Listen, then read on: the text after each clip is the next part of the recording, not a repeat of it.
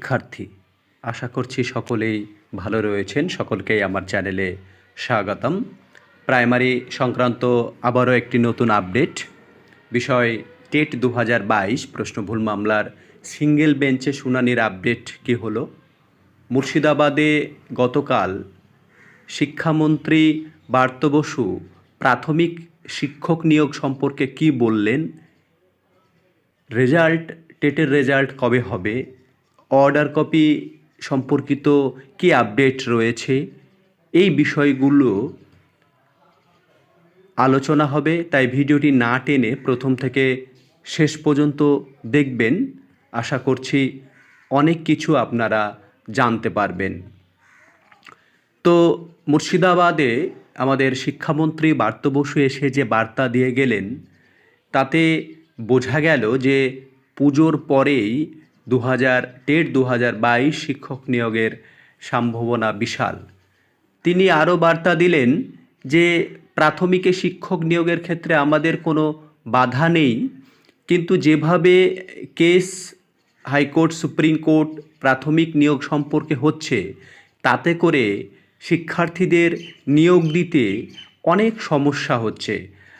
এই বিষয়গুলো কিন্তু তুলে ধরলেন।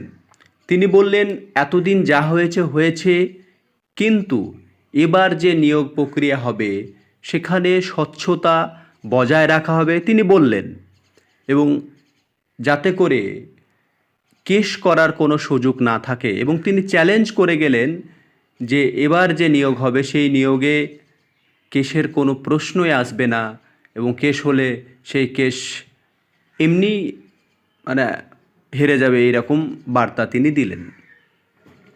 তারপরে যে বিষয় হচ্ছে টেট 2022 প্রশ্ন ভুল মামলার সিঙ্গেল বেঞ্চে শুনানির আপডেট কী এলো, এটা নিয়ে একটা গুরুত্বপূর্ণ বিষয় উঠে আসার কথা ছিল সেই দিন, কিন্তু 8ই আগস্ট শুনানি হওয়ার কথা ছিল, কিন্তু সেই শুনানি হয়নি। কারণ আমরা জানি যে আমাদের প্রাক্তন মুখ্যমন্ত্রী বুদ্ধদেব ভট্টাচার্য মারা গিয়েছিলেন।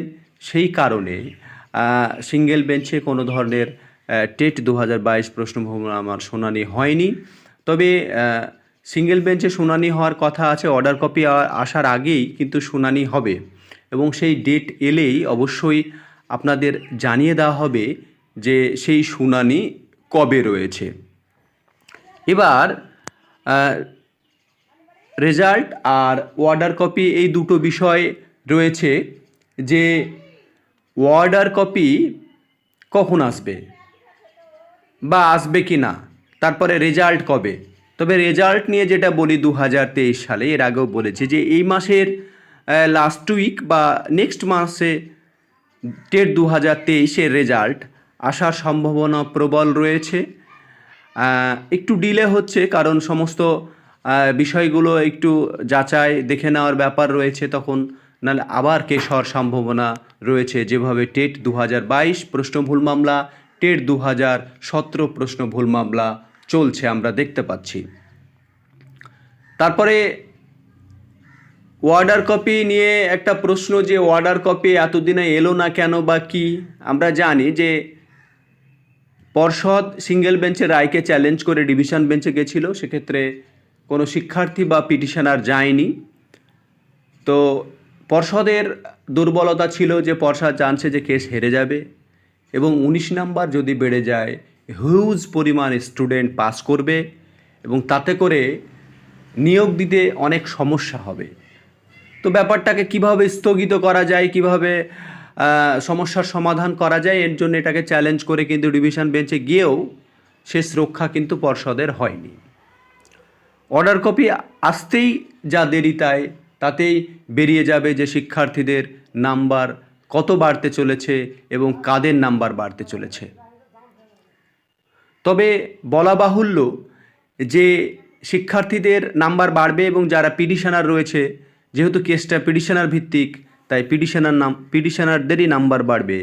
যারা সিঙ্গেল বেঞ্চে পিটিশনার হতে চাইছেন অবশ্যই মেসেজ করবেন, যোগাযোগ করবেন, ব্যবস্থা আপনাদের করে দেওয়া হবে, অসুবিধা নেই।